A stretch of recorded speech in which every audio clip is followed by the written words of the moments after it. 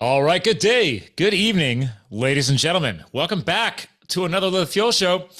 So, this evening for me, this is number 2 podcast recording tonight. I'm catching up with, yes, as we always do, another new guest co-host.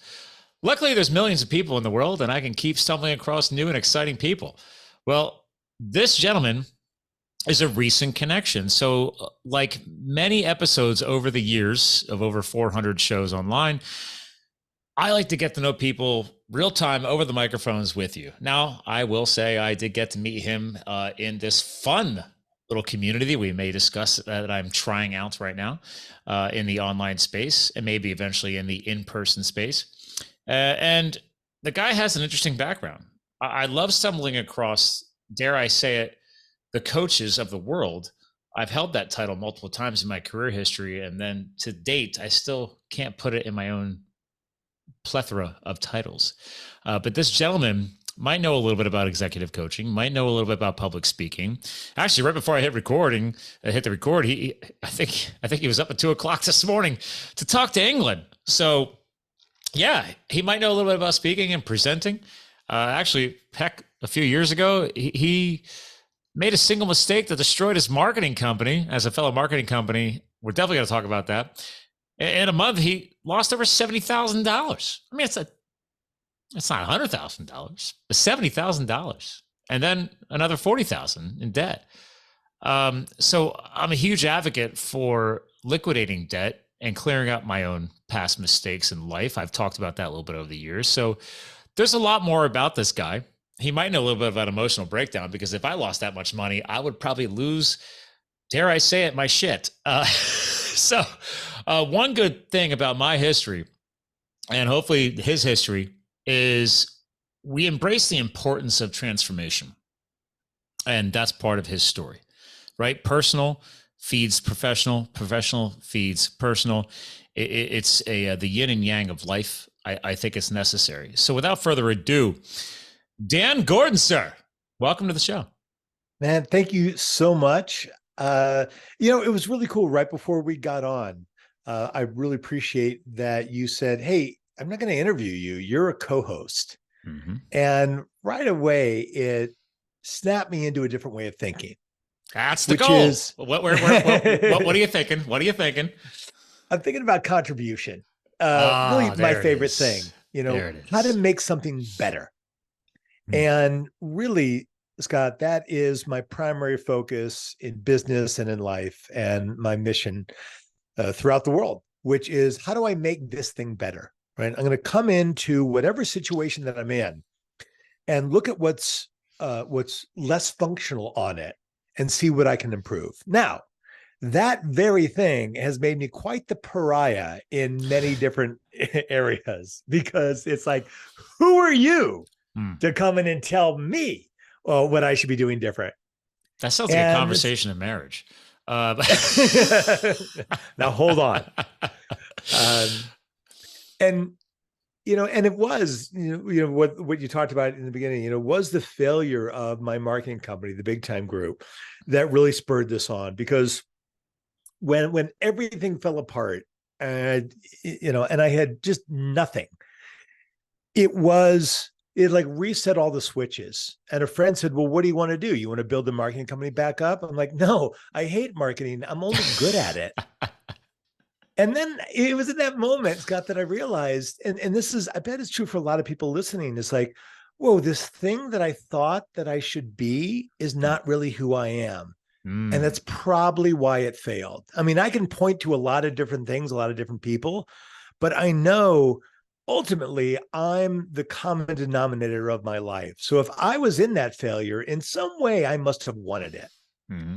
And I think it was my way out. And when I decided to be a business coach, it was like, well, this is crazy. Who's going to hire a business coach who just failed at business? Right? I'd hire that. Because you failed. Very few people get that. Like, I love failure. Like, failure is my friend. Mm-hmm. In fact, I've failed more times at most things than most people that I know, probably other than you. I think you're a bigger failure than I am. I like it. And it's like some people call it unhealthy obsession. I was like, What? Why? We're all gonna fail sooner or Yeah. later, right? And the thing is, we all know, most people will say, okay, yeah, failure is the greatest teacher. Fail fast, fail often, fail big. But when it comes time to fail, it's much like the experience I had the first time I went skydiving, where I was all about skydiving Right. until I'm So it's 10,000 so feet off the good. deck, right? And they roll open the door. I'm like, holy crap, what am I doing here? Right. Then everything inside of me says, don't get out the door. So let's pause on that. Since you said Yeah. roll the door up, that means you jumped at the proper height, which I will only do is 14,000 feet. Because Cessna's top out for skydiving around 8 to 9. And usually if there's a roll up door, you probably are in a King Air. I may have done a little bit of skydiving. And I was like, once you've done 14, I've hiked 14ers and I've skydived at 14. So I was like, I don't want to go up in a tiny little Cessna and jump at 8. I mean, the free falls, as you know, is already fast enough as it is. Sure. Which is why you're afraid to even jump out of the darn thing. But that's the thing about it, right? Is that what I knew standing at the door of that airplane, that everything inside of me said, don't jump. I knew that, first of all, if I landed with the plane, I'd be so disappointed with myself, right? I would never forgive myself. And I also knew that everything that I wanted was on the other side of that door. I didn't know what it was, but I only knew that I had a predictable future if I stayed in the plane. And I had an unpredictable future that could only get better outside of the plane, right? What you're saying right now is taking me back to 2010. So that's my wife can't stand that about me. She's just like, you just bring dates and years out of your head. And I was like, I don't know what it is. And maybe it's a psychological thing. It's successes and failures, something that means so much to you. It's like a virtual branding in my brain. Like it branded it in there, like branding cattle out in Texas, right? You're going to leave your mark on it. Gotcha. It's a life mark or something important that at the time I didn't know it was going to leave an important mark, but I haven't brought this up. So this 2010, a lot of things happened in 2010. That was my rookie year as a elite hotshot wildland firefighter. And I didn't know that was a thing. I didn't know what elite was. I didn't know what hotshots were.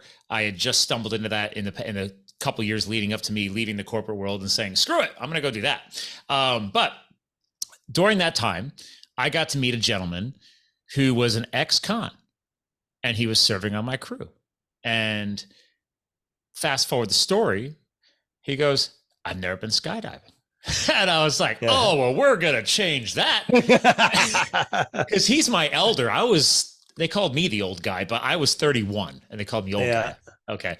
Anyway, but he was probably late 40s, right? I mean, he had a criminal record. He made some mistakes, but he had healed his mistakes. He had served his time. And he was one of these lucky guys on the West Coast. If you go to jail or prison, on the East Coast in New Jersey or Pennsylvania, out here where I live, if you're a good boy or girl and you have a good record, they'll let you go out and pick up litter, and clean up the highways, which I love. Out West, you could go serve as a wildland firefighter on a con crew. And I was like, oh, that's a thing. And then sure enough, when I'm, vagabonding all over the West, when I wasn't on fires and living out of my car, it was a great adventure. Sure enough, you see like everybody's in orange gear or a modified version of, because you're on the West Coast. So everybody says, everybody who's in wildland fire knows when you say yellows and greens, it's all Nomex material. It's flame resistant material, not flame proof. But your button down shirt required on the fire line is a yellow Nomex, and the standard pants are a green Nomex or a brown Nomex material. Quick little fun backstory. But anyway, that down.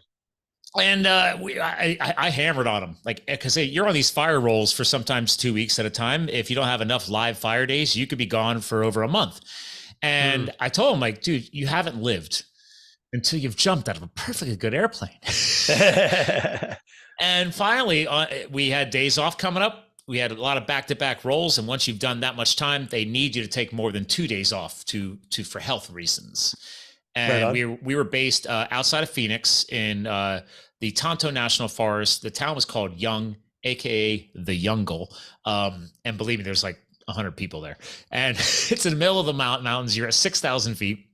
But in 3 hours, you can be in Scottsdale or Phoenix. Well, just south of there is one of the biggest jump zones in the country. So I was like, well, that's where we're going to go. And I took him skydiving, and he did not want to get out of that plane. And I know the feeling. Not verbatim to what you said, but I leaned over, and I'm already tied off because we're both doing tandem, and we're both tied off to our jumper. And I'm like, every person I've ever gotten to jump with, I'm just under 6'4". They're always smaller than me. So even my very first jump, quick rewind, they're like, well, you have to go out the door. I'm like, why? He's like, I can't. He's like, you're bigger than me. I need you to roll out the door. I was like, you're the professional skydiver. Just push. He's like, yeah, but you're buckled on. He's like, I need you to work with me, not against me. And I was like, all right, fine, here we go. And I just rolled the door. But I told him, you got to do that. And I was like, listen, here's what we're going to do. I'll make sure I set the order. So I jump right before you. And the guys were awesome. They're willing to do that. And the one guy even told me, he's like, you should go after him. And I said, why? I was like, he said, because then you can kick him. I was like, okay. He's having a rough enough day as it is. I just want to help the guy get out the door, right? Check off a new bucket list item. I love bucket list items in life. And anyway, so sure enough, I was like, listen, I'm going to go out the door, because that way, when we get on the ground, I can high five you. Like as soon as you land, I'll be there waiting for you. And there's that brotherhood component of serving together. And I think that was the final thing that made him click. He still looked like this big, muscular, like scared old boy, because he's older, but he jumped and he skydived. And that took our brotherhood to a different level that the rest of the crew never had. Like, yeah, we were fighting wildfires together and hiking in the mountains and doing all that crazy stuff, but that was a different thing that I'll always have with that guy. And I just had to bring that little story up, because that thing of, dude, he made mistakes. He got arrested. He went to jail. Now he's serving one of the most dangerous jobs in the world. And he's afraid to jump out of a perfectly good airplane. And I was like, I got you. And I wanted to make sure that was in his, you're a coach. I mean, that positive, explosive growth feeling. I got hair standing on my arm right now as I say it. That stuff, like conversations like this, is getting me fired up. And I was like, yes, you need to jump out of a perfectly good airplane. and obviously he did. And then now we're tied back up to you and your story. And it's like, it's what was your final thought when you got your feet on the ground, right? Were you high on life or what? Please tell me. I have a picture of me like right after I landed, and I just am ear to ear grin. Oh yeah. It's funny because I have a picture of me as they're shooting. I have a picture of me as they're shooting me up. And then a picture of me after I landed. It looks like two different guys. But when I tell people a lot, there are two things that I learned from skydiving. One is that courage credits don't transfer.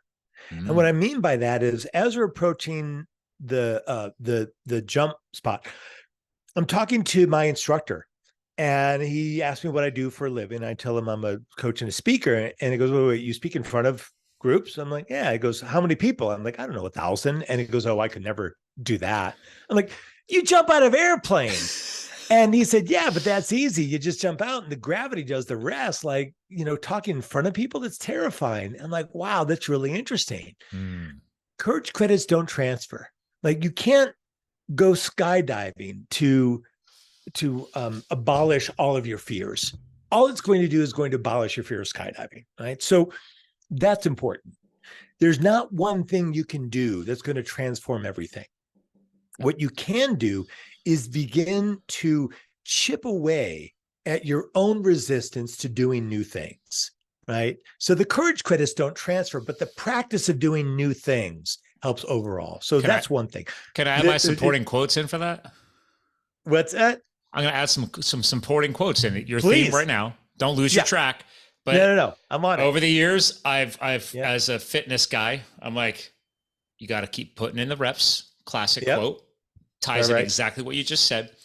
And then, as a guy who used to race cars for fun, it's hitting those speed bumps, right? Mm.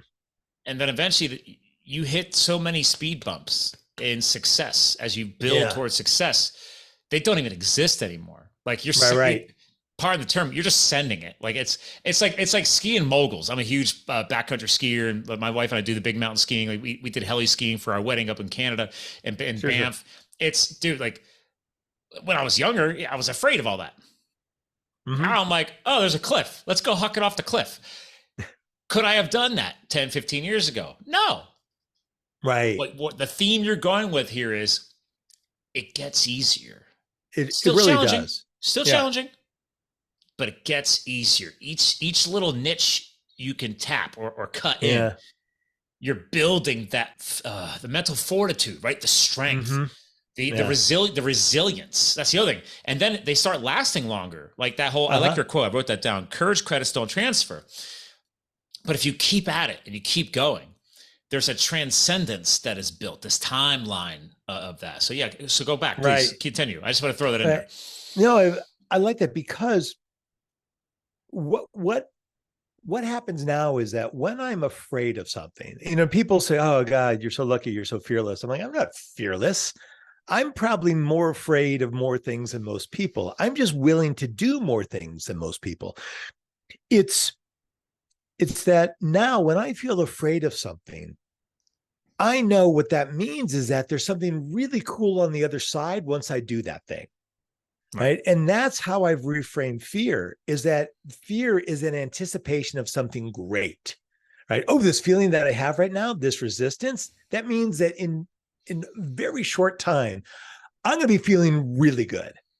Like you said, this morning, I got up at 2 a.m. because I was doing a presentation for a group in London. Right. And I was nervous. Right. I'm nervous about this, but I knew that nervousness meant it was going to be a great show. Right. And it was. So the second thing that I learned from skydiving is that, and this seems obvious until you really think about it, you don't know if your parachute is going to work until after you get out of the plane. Now, that's a lousy time to discover whether or not you have a good parachute, but that's how life works. You do the thing first, and then you find out if it was a good idea. Well, and then now that you've skydived more than once. Yeah. So then you take that to the next level, because once you have a clue, not to ruin it for anybody listening, but then your brain goes, well, hopefully the first chute opens, right? Because there's a reserve. I had that happen. Yeah. We had to cut away once. Oh, really? Oh yeah. That's not good. Right. That's not, so you built up this confidence, the courage, right? Yeah. I've jumped over 10 times. And so actually it's funny because one guy I jump with regularly now, he's like, dude, just go start taking the courses. It is a big time commitment, but he's like, you only need 25 jumps in your jump book. The problem was the first half of my jumps years ago, I never knew about a jump book. I didn't know about a log. So I was like, all right, well, I'll just have to make that up and catch up. But yeah, when you have to cut away that primary chute and go to the reserve, that brings you right back to, holy shit, I might have a problem. Right. We, because I'm tandem, right? I'm trusting him. Yeah. And he's cool. He's like cool as a cucumber. He's like, all right, that's not going to work. We're going to cut away. So just stand by. And I'm like, what? And he's like, don't worry. He's like, just don't freak out. He's like, just stay the way you are. And I'm like, what? And then all of a sudden I hear a little whoof, like you hear it cut off and tear away. He's like, that's why we have a reserve. And he's cool as a cucumber. And I was like, well, this is new. So that, but that's like a perfect thing. Like, I'm sure he wasn't like that the first time he went skydiving, right? You do something a lot and it gets easier. Like there is nothing that you do a lot of that you get worse at. I mean, you'd have to try. So whatever it is that you struggle with, that you're resistant to, understand that there is something really cool on the other side of it. And even though your brain is filling you, is projecting all these mind movies of everything that's going to go wrong, put those to the side, because the things that you're afraid of, if you think about it, the things that you're afraid of never happen. At least they never happen the way that you think they're going to happen. Right. And it's great what you said about the reserve chute, because we all have reserve chutes. You just don't realize it. You don't know you have a reserve chute till everything goes wrong. True. Right. I did. Right. When I lost my marketing company, I thought I'm screwed. I have no source of income. Yeah. Had you But the started fact, speaking yet or no? Like, were you dabbling in it? yeah, I had been in a business group and I was doing a lot of speaking there. I was president of the group, and each month I do a presentation on growth and development. Right. Okay. So So you had started putting in the reps. right. Yeah. Oh, okay. Okay. And I had taught personal development, and I was already teaching business. What's funny is one of my clients of my marketing company said, this thing that you do when you onboard us, that whole process, like that business development thing, that's you do that a lot better than you do marketing. And I just thought, oh, I should get better at marketing. Instead of like, okay, I should flush the marketing and just do that thing. Right.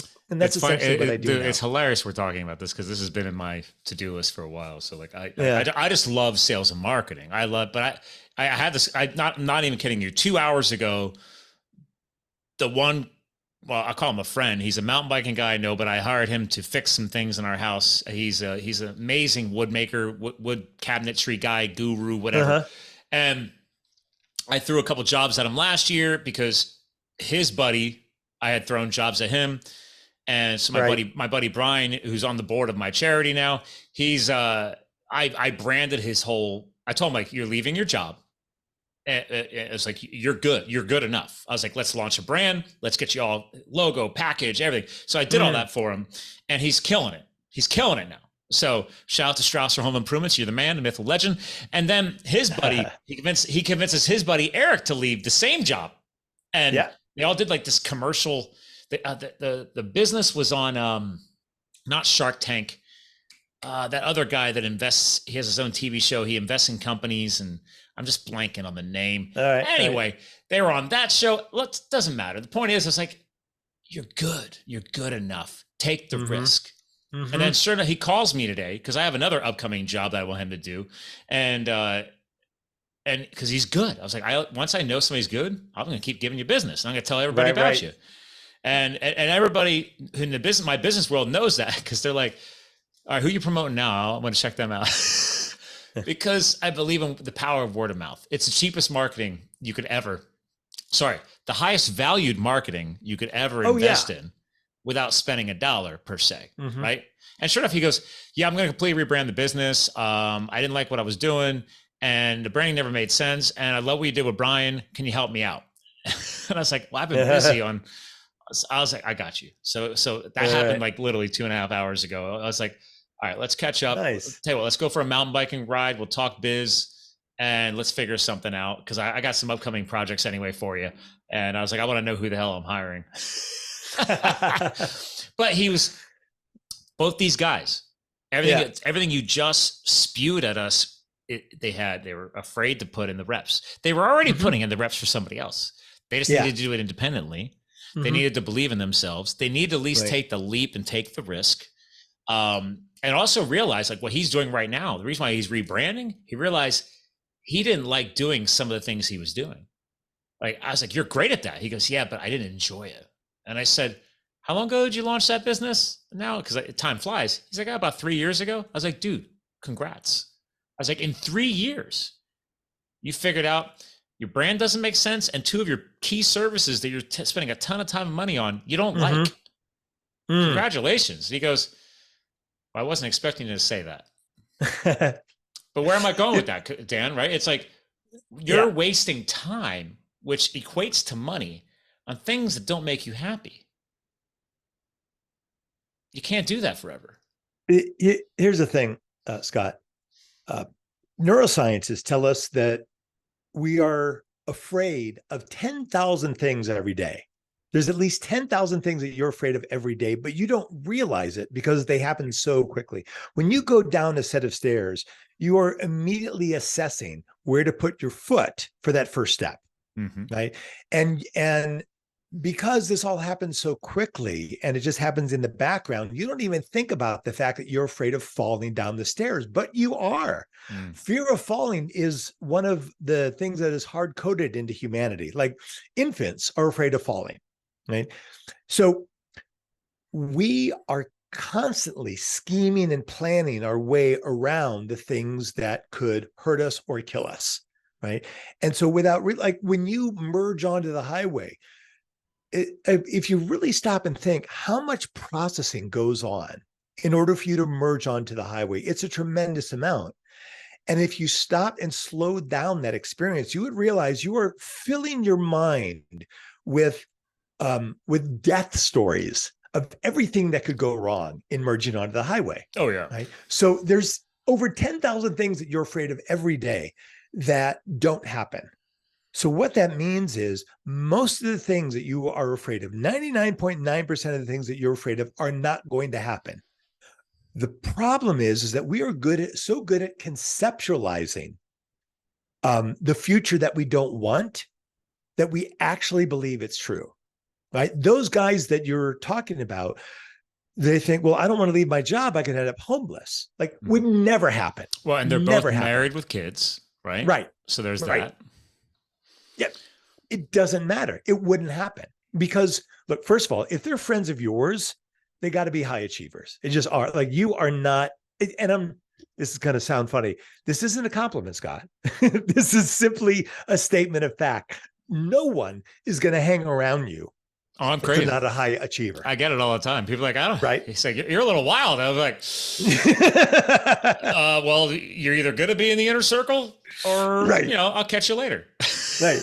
And so high achievers can't fail on the long timeline, right? They might put everything into this business. Whatever happens unexpected that they would never see coming might happen. They might have to sell their house, move into an apartment, but 5 years later, they'd be back just because of who they are, right? And so this is the advantage of losing everything. Right? It's not that I'm not afraid of losing everything again. It's that I know how to come back. Well, it's a secret of true, let's go ahead and tie it into wealth. Yeah. Some of the most successful, wealthy people out there, and I hate to bring up this polarized name, but people like Trump in the business world and other people, right? Like, look at read the books, look at the history, run the numbers. Okay. I love studying. I love audiobooks. I love reading. I'm a massive consumer. When I travel, I don't listen to music. I consume.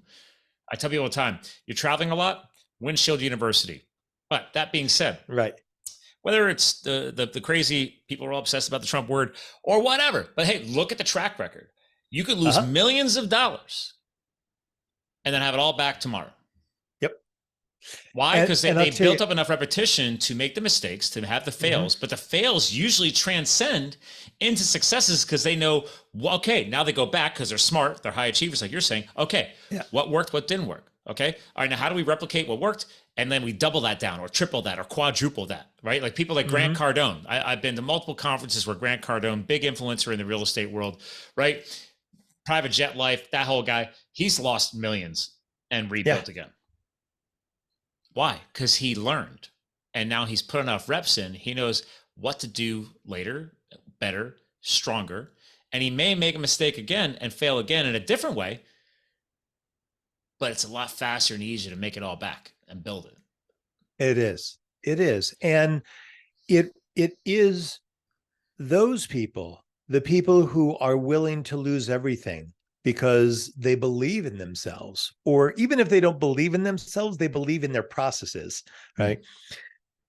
When you separate your ego from what you own, that's when success becomes unlimited, and that's when you become free, right? Well said. So well I said. was attached to my marketing company. The reason, I had one of my employees who she worked with jobs. She worked with some high level people. She worked for me in my dumb little company because she really liked me. And she's like, this guy's going places. And she would say to me almost every day, you don't need this marketing company. You should just start being a speaker. And I'm like, no, I get it, right? God, your own employee was telling you that? Yes, right? I am a big dumb guy. It takes a lot. So I guess, were you just tuning it out? I just thought she didn't know what she was talking about. Okay. Right? Like, you don't understand. I didn't understand. Right? But I needed to go through that. Now, I listened a lot more, trust me. But I needed to go through that. I needed to lose everything in order to be free. And I realized now it was the best $70,000 that I spent. And everything good in my life came after that. Here's the funny thing. Yeah. When I first started your bio, right? The key word here was lost $70,000, right? And then another $40,000 was in debt, right? So we see loss and we see debt as a negative. But what you just flipped the coin on was they became investments. But at the time, right? So traumatic. It's obviously looked at as a what do you want to call it? Negative Nancy thought process, whatever it is, like, oh, woe was me. Oh my God, my world's crashing down. But that transformation that you yourself have gone through, rewind back to our earlier point in the conversation, right? Why would somebody hire a quote failure? Well, how does one define failure? Failure is necessary to get to success. How many times did it take to create the light bulb? Right? Classic quote as well. Yep. Exactly. Right. So we have to be willing to take the risks. Like I haven't screen shared all day. I love screen sharing every so often during the show. I love your website because we're on your main homepage. Again, ladies and gentlemen, this will be in the show notes, but dangordonenterprise.com.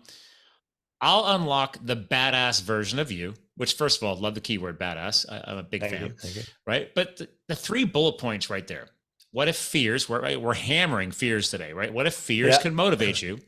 What if you tripled the risks you took in life? We just got done chatting about that. And what if your biggest goals became easy to achieve, which we're hitting on that right now, right?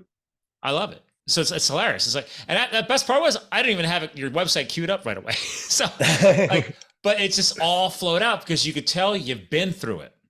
Yeah. You obviously been through enough. So you know what to put into your website and your marketing content and all that, because you know marketing, but it's like, you get it. Okay. This is how I struggled. This is what I realized started working. And this is how I'm helping other people do it. Yeah. Not rocket science. No, it's not. And actually a friend of mine is a rocket scientist and he says, we're not that smart. But the thing that I am doing now is I'm focused on teaching people a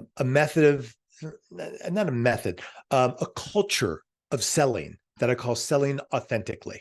And the reason it's a culture and not a method or a tool or a trick is because it's exactly what you and I are doing right now. We're having an authentic conversation. Like there is no script here.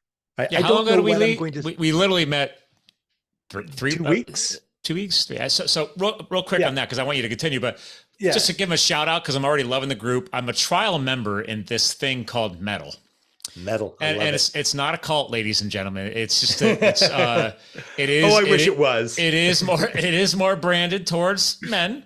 You know, sorry, we deserve a community too, which is what brought me in. But I had somebody else on the podcast, you know, literally a month ago say, hey, I think you should go check out Metal. I'm like, all right, I'll go check out Metal. So I'm in that trial period. So every Saturday, these cool dudes like Dan and everybody else get together and invest like a couple hours out of their Saturday morning to just hang out online, meet each other, and then listen to some amazing guest speakers every week. Yeah. Not rocket science. So that's how I met Dan. But then I was like, Dan, you should come on the show. Well, actually, to be fair, you beat me to the punch. You said, hey, dude, we should hang out, at least chat, get to know each other for like 30 minutes. And then I was like, well, then I got to return the favor. You need to come on the show. So, and that's why you and I are hanging out right now. Yeah. And so, authentic conversations. I mean, authenticity is really the new currency. I love dissing on Sandler. I hate the Sandler sales method. If you love Sandler, abandon it, because everything about Sandler is pre-programmed electronic bullshit. As a sales pro, yes, I'm familiar with that name. I'm sure you are. He is not in my best practices. Along with, and now I'm not kidding you, right before this show, I was catching up with one of my author buddies because he and I met through a mastermind group for authors when we were trying to get our books launched. And now we hung out ever since, and he's now a regular on my show. Shout out to Chuck. But I literally told Chuck, because he was looking into ClickFunnels, right? For his, he's an online courses guy, everything else. Yeah. Listen, if it works for your business, that's fine. But if you're going to make it work, what you just said earlier, to authenticity. Yeah. I am so tired this quote, I made the mistake of almost believing in it a few years ago when I got my entrepreneurial spirit fired up. And right when I was getting ready, oh, you just got to fake it till you make it. Oh, what are your thoughts on fake it till you make it, Dan? Look. So first of all, God, I went there. Okay. I went there. You could say it one of two ways. You could say we're all faking it, but that's not true. What we're all doing is we're all allowing ourselves to be in the unknown, right? And so when I became a business coach, I was in the unknown. I did not know if I was going to be successful. What I did know is how I wasn't successful previously. I wasn't aligned with my purpose. I wasn't aligned with who I was, right? And so I would not take on clients if I didn't know for sure I could help them. Now, get this, right?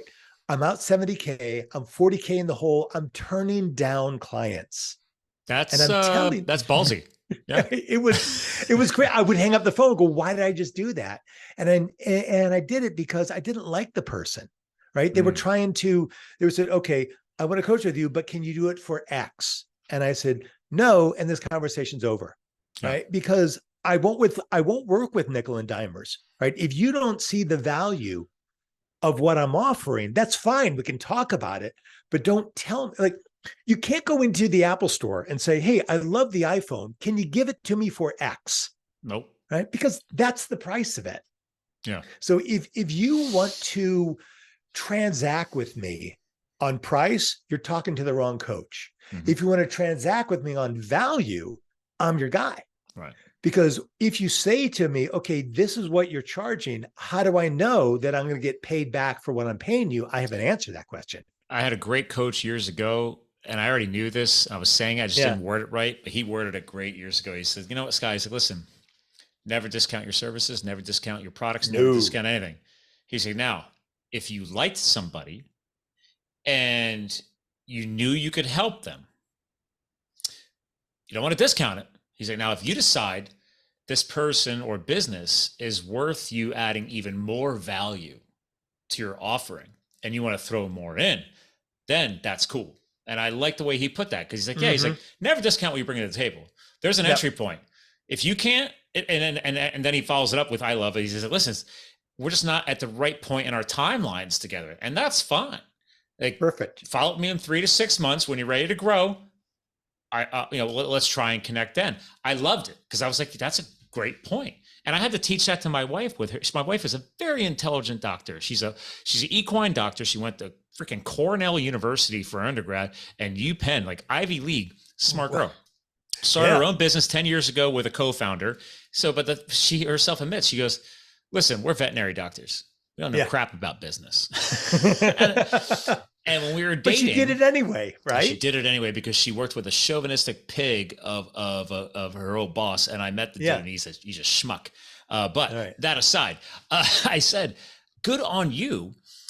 And then half the time when we were on dates, we were dating, and I told her, like, if you ever need to vent, because I did the research, equine doctors, really veterinarians in general, have a high suicide rate. They have a very struggling career because, like, they're like, yes, if they don't heal your animal, they usually are the ones that have to put it down, right? So veterinarians are like up there with dentists, and I did all the research. I'm like, oh my God, this is really scary. Like, I'm going to fall in love. So you're a dog killer. Nice. I'm taking on somebody that has some very heartfelt detrimental impacts. So anyway, she's always complaining about this, like 1 or 2 customers. So I called her out one day on a date. Bad idea. But I was just like, all right, you just need to pull your head out of your ass and fire him. And I could have said that better. But, but then you wouldn't have been you. You wouldn't have been authentic. I know better now. Maybe it's like, baby, you're such an amazing doctor. You deserve better. Right. There's a better sales pitch. Right. And she's like, what do you mean fire my, she said, I can't fire a patient. I was like, no, it's not the patient's fault. It's your client's fault, or your the owner's fault. So your patient, your client, whatever. I was like, you bring so much value to the table. You have to look at it this way. Every person that you keep helping that doesn't pay their bills on time, pays late, or complains about a bill, or tries to get you to discount crap, is taking that valuable time away from Yeah. another patient, another animal, another farm of maybe 10, 15, 20 animals that really need you Completely. and your services. And it Yeah. took them a few months to realize this. And once they Mhm. started firing clients, within a year, they doubled the business. I Yeah. was just like, I just stepped into the shadows. I But was like, but see, but Scott, right there, that is jumping out of the plane, right? So there they are at the door of the airplane going, oh crap, if we do this, something horrible is going to happen, right? If we get nice rid of these connection, clients, nice connection. all that money is gone, right? Yeah. But But then the again, only thing, if you're not being paid, what money? well, right. That's the thing, Yeah. and so they knew if they kept the clients, if they landed with the plane, they knew what the outcome was, but they didn't know what would happen if they fired the clients. Right. And, But and in the medical world, I found out, this yeah, is fun for you. Let me throw a zinger in here for you. I want to see how you come please, around please. that. Yeah. Is she's like, well, it's not the horse's fault. I was like, okay, all right, that's a challenge. I haven't had to come across the whole. She's like, because they love animals, and Yeah. even, and I said, well, is that your fault that the horse can no longer get the care from you, or is it the owner's fault? Mhm. And I played a little. I mean, I did dual major in psychology, so. But I said, but I Well was done, like, my friend. Well done. I said, baby, I was like, I'm sorry. I'm putting you first in my life, and you keep putting the animals first in your life, but Yeah. they're not your animals. They're your customers, whatever. Like, if they can't put their animals first and hire the best and pay the best on time, that's on them. They shouldn't own the animals. They shouldn't have a farm, right? And if all the other vets in the area start firing them too, they might get a wake up call. So I had to take it to the big picture. I was Yeah. like, you might be the first veterinarian of many to teach this person to stop being an idiot and to take better, to be a more responsible animal owner. More, love your pets and give them the best, right? I don't Yeah. know. And that helped. That helped a little bit. So That's really good. Because right there, you're helping her reframe what she's really here for, yeah. right? Because a a client who doesn't pay their bills on time is probably not really serving their horse well either, right? And just like you said earlier, it's blocking the person who is going to do a much better job of being good to their animal. You can't save them all, but you save the ones who you can help. When I'm talking to people about coaching and I tell them my fee and they're like, "Ooh, wow," one of the things that I do for people that I know I can help and just have that raw material, I teach them before they hire me. I teach them how to make enough money to hire me. Right? I like Right? that angle. And Wow. what I tell them is, you can use the money to hire me, or you can use the money to, for something else. But I'm going to show you how to make enough money to hire me so I can start coaching you. Do you actually do this in like a pre-consult or oh yeah. wow. Yeah. You're really putting some value out there ahead of time. My sales cycle is up to 6 months, right? And because I keep so many people in my pipeline, it doesn't occur to me. And that's what frees me from ever going into a scarcity mentality. There are so many people. There's so many potential clients for me. Like every day I look at my calendar, I'm like, oh, who's this person? Right. And I look back at my notes. Oh yeah, them. Let's see where they are. I just onboarded a new client who 3 months ago got on a call with me to tell me why their company was not going to hire me. Right. Okay. Well, thanks for taking the time. Right. Like unequivocally, we are not going to hire you. And here's why. And now she is my client. So my question is, why even commit all the time to do that? Did you ask them for the follow-up meeting, or did she offer to get on a meeting with you just to tell you that? No. So what happened is, I'm just intrigued by that little step. Yeah, I know. Right. So it's interesting. The guy who owns the company said, look, I've worked with a bunch of different coaches and nothing has ever come of it. And my partner said, no more coaches, but I really want to hire you. And I said, great, let me talk to your partner. I love people who don't like me. Boom. Right. And I got on the call with her and just chatted with her about what was going on for her. What didn't In about work? 20 minutes, she's in tears. I'm in tears. We're having this authentic conversation. In our next call, she said, okay, look, I want to hire you, not for the company, just for me, but we don't have the money. I'm like, no problem. Here's what I want you to do. A month later, she comes back. She goes, boom, I'm ready. Because she had the money because you taught her how to make it. I taught her how to make it. Right. And that was a step in the right direction because you were basically priming the pump for the relationship building, saying, listen, one, I was willing to get to know you, whether we had tears or not. Two, Yeah. I was willing to say, listen, I'll invest in you so you can invest in me. But I love the point earlier you said, like, yeah, okay, or you can just take that knowledge and continue growing your business. Because either way, you're making sure that people leave with the best foot forward, so to speak. Absolutely. A positive image. So it is my mission and intention that everybody leaves the conversation with me in a better space. And in fact, I don't always do this on every podcast, but like I have duty, respect, and integrity tattooed on my ribs. Scott is taking off his clothes for me. Exactly. That is in the handbook Bible of Wildland Fire. It is one of the core principles under wildland firefighting. And a lot of that stemmed from, I was not in the military, but a lot of that is taken, I think, from that military structure. Yeah.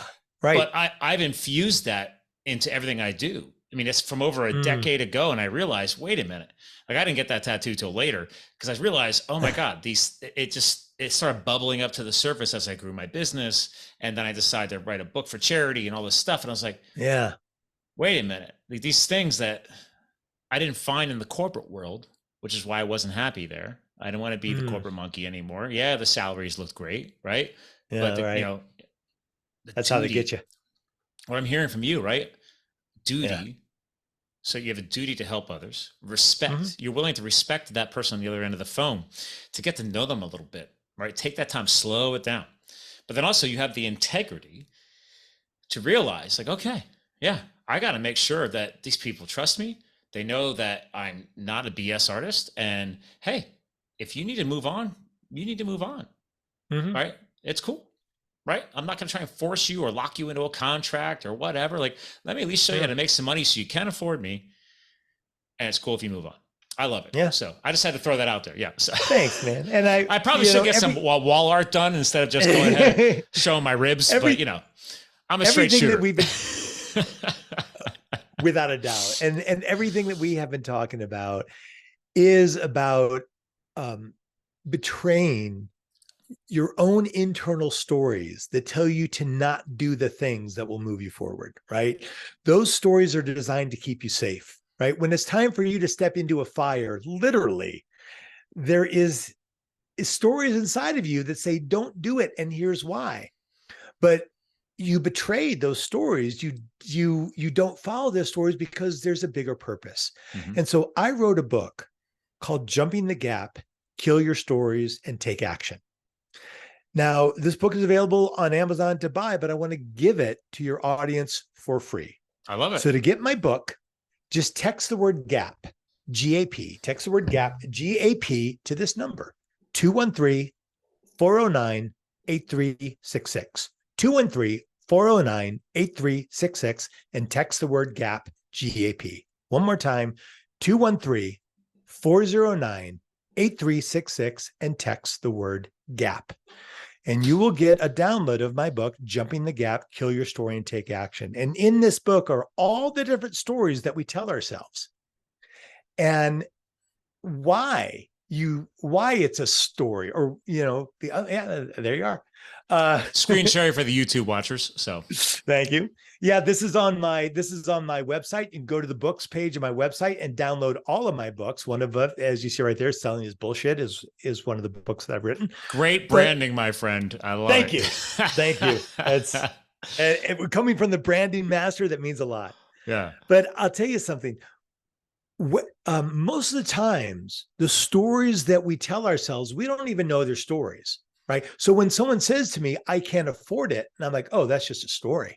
And they go, no, I can show you my bank account. I don't have the money. I'm like, oh, I have no doubt that you have proved your story in the real world by limiting your income so you can have not enough money. That's clear.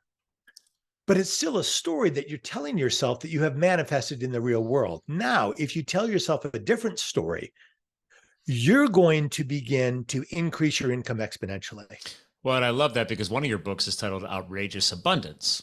Mm-hmm. And years ago, when I started my professional growth aligned with my personal growth, actually, I had this guy on my podcast years ago. I think he's still got the community going on. But again, key word is abundance. And he wanted to focus on the abundance mindset, right? Yeah. And it's very easy to just say, well, today I have $50 in my checking account and I'm in a crappy apartment and I'm in a car with 200,000 miles on it. But that's present is already the past. Mm-hmm. What are you going to do moving forward? Yeah. To build an abundant mindset, which will attract. What's that classic book? Law of Attraction, also a movie. Yes. Love it. Now it's a little hokey and weird depending on, where the secret, right? Where you're at, the secret, all that. But it's like, dude, but there is, whether it's weird, whatever you want to say, I'm saying, dude, abundance mindset, your thought processes, you have to put in these reps. So as I said earlier, you got to put these reps in to fortify your mindset, to fortify your next steps. And it's not going to happen overnight. Anything worth achieving in life does not happen overnight. Am I wrong on that, Dan? No, not even close. And, it's funny. Pardon me. It's funny that we're talking about this because I just did a presentation at this thing called the Synergistic Symposium. It was a really cool event. Sounds fancy. Yeah. Oh, it's very fancy. And one of the things I talk about was reframing. And so I talked about how I lost 65 pounds by reframing weight loss. And I also help people use reframing in earning income. So when you're looking at something like, let's say that you want to buy a Tesla Model X, right? About a $120,000 vehicle. It's really easy to say, I can't afford it, right? You look at the car, you look at your bank account, they don't match up. I can't afford it. However, the reframe of I can't afford it is, I'm going to be so valuable to people that they are excited to hire me and pay me my full fee, right? So do you want that Tesla? Oh yeah, I'm going to get it just as soon as I'm so valuable to people that they take the money out of their pockets and they hire me and pay me my full fee, right? So now, instead of I can't afford it, which is hitting a brick wall, now you have a mission. It's not that I can't afford it. It's not that I'm not being valuable enough. I got to figure out how to increase my value. Well, you'll like this, Dan, because, and we're coming up to the top of the hour soon. Yeah. So I love where you're hitting on right now because it's taken me, started podcasting in 2016. So it's taken me a few years. And then another great quote that popped up over time, and from putting in the reps, tying it back to fitness, but also tying it back to this life in general, is there is no infinite amount of time, right? So there's no, right. So we got to put in those reps, so to speak, as long as we can, as fast as we can. And eventually we will expire. And maybe there's a spiritual plane. Maybe there's a energized, I don't know, whatever you believe in. The point is that the keyword, there's time. Yeah. And I'll take a stab at something in my old corporate days before firefighting, which was a timeline, analytics, and realizing that, okay, well, as I've said on this show many times, we're all at a different place on the timeline. That's all it is. You, me, we might have acquired now enough repetition or enough lessons or enough audiobooks or enough online courses or all this stuff to just accelerate our place on the timeline. So we could be, people are hearing this right now, like, I can never figure that out. I can never have a type S. I can never be a coach. I can never have a marketing company. I can never publish a book. I can never launch a podcast, blah, blah, blah, blah, blah. That just means you're just at an earlier place on the timeline. And the only way to accelerate and jump that place on the timeline is through consumption of knowledge and execution on that knowledge. Meaning you got to put in the reps and you got to start failing. It's tied all back to the beginning of the show here, right? Like, you're gonna fail. The difference is if you're working with a great coach or you found a great program or whatever, because I'm sure you and I both have invested in countless programs, countless coaches. Oh God, I've spent I so said much for years, money. Every great coach has had a great coach or multiple coaches. Yeah. And that's the point. Why? Because we're looking for a way to accelerate that timeline. Oh, yeah. Not to accelerate the end of life. I'm saying I just want to jump ahead and get there sooner, more effectively, without wasting time, wasting money, and still ready to make mistakes. But what if I could at least skip over the silly ones because somebody was there to guide me? I still want to make the mistakes. Let's not. I think you'll probably correct me on that. Let's not forget that you still need to make the mistakes. Well, see, the great thing about a great coach is that they will help you avoid the small mistakes so you can make the big mistakes, right? And the big mistakes is where you learn the most and accelerate the fastest. Like, to your point, you're going to need to develop the courage to do new things at a much faster rate. And largely that's what I do with my clients. One of the most important things to me is that my clients get paid back for what they're paying me. That is the one metric that I am focused on. And until I have paid back my client for what they're paying me, meaning that I have taught them new things so they're earning more money than they're paying me, until that happens, I'm not comfortable. Like, I'm not at ease. And so, in fact, if you look at my my agreement, the first thing on there is the word money, and that I am working to get you paid back. And you know what? I don't usually do this, but you must have an amazing audience. So I'm going to offer your audience a no-cost consultation with me. And I mean it. Wow. Right? Okay. And so here's the thing.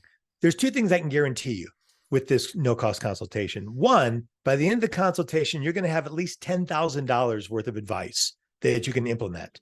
And two, at the end of the consultation, you will not be a client because I will not ask you to be a client. This is not a sales pitch, right? This is helping. If you're interested in being a client, we can have a different call. So that's the preamble. If you do want a no-cost consultation, just text the word help to that same numbers gap. Text the word help to 213-409-8366. 213-409-8366. Text the word help, and you'll get a link to book a consultation with me. I'll make sure all that's in the show notes for sure. Thanks, man. Yeah.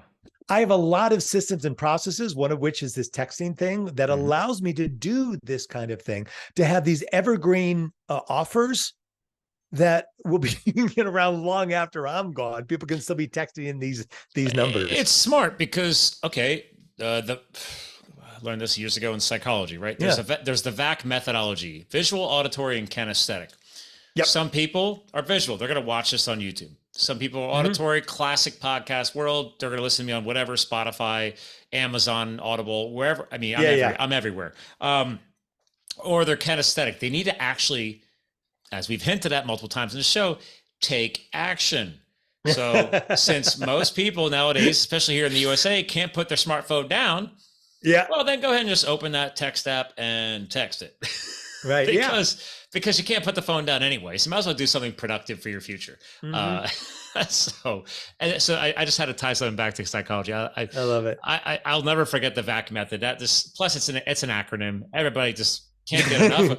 Can't get enough of the acronyms. I mean, let's be real. So who doesn't love it, man? Scott, this has been just sensational. I promise you a good time. I mean, dude, I coming on this show, I'm really tired because I just got no sleep. And I thought, oh God, I hope I don't sleep through this interview. And I don't allow my guest co-host to get bored. I try and exude so much energy that hopefully you get to feed off of it virtually from another time zone. Electric currents came out of my screen and into my body. You supercharge me. See, you promote it. My wife's like, okay, can you just chill? And I was like, babe, all of my brands have fire in the logo. Right. I kind of embody it. It is who I am. Sorry. So I figured you'd appreciate that. I do. Well, like I said, I love marketing. I just don't like it as a business. I respect that. I'm fascinated by it. Yeah. I'm really good at it. I just don't. And everybody needs to do it. Let's be real. Right. Just like I remind everybody, whether it's in dating, trying to land a job, or doing it professionally, everybody actually has to do sales in their life. Oh yeah. So yeah. But Go ahead. If you're not selling, all you have is a hobby.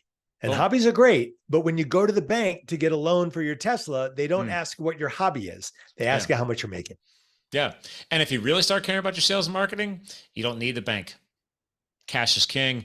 Next thing you know, 6 to 12 months, whatever your aggressive goal is for achieving and making that money that you know you're worth, you're going to walk in there and just buy it in cash, right? Yep. That's knowing your worth. So, but hey, listen, I like to ask my guest co-host to help close the show down. We hit the hour mark, so well done. And for years, I said it was like final words. Then I know you'll appreciate this. After years of growth, you realize that what am I leaving behind in this world? Which I've translated now to what is your legacy message? So I now ask my guest co-hosts after hanging out, in case everybody forgets about all the wonderful things you've already shared and everything we've had a great conversation on today, is there some type of legacy message that you're passing through in everything that you do, or just for this show that you'd like to leave behind? Yeah. Thank you. I can sum it up in a word: serve. Gandhi said, if everybody understood the joy of service, they would never stop. And being in service is the one thing that has propelled me forward faster and with greater gratitude and joy than anything else I've ever done.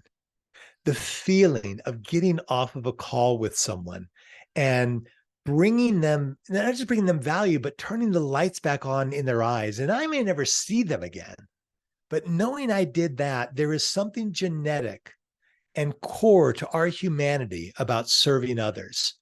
And I hear so many times, well, when I make enough money, then no, do it now.